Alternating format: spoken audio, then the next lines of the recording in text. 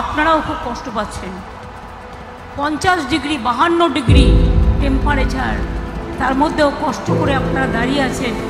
আপনাদের কাছে আমরা কৃতজ্ঞ।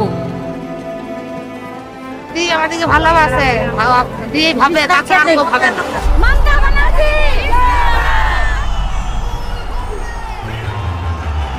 আমার প্রথম প্রশ্ন থাকবে, বলুন আপনি যখন আমাদের পুলিশ অফিসারকে খালিস্তানি বলে গদ্দার তাকে গালাগালি দিল, আপনি একবারও প্রতিবাদ করেননি কেন?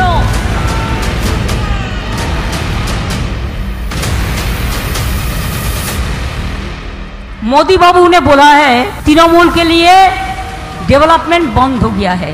जीडीपी जिसको हमको जीएसडीपी कहना जाता है, आपका 10 साल में 8.87 और बंगाल में 11.84। आप रिजाइन करो, उसका बाद बंगाल को चैलेंज करो।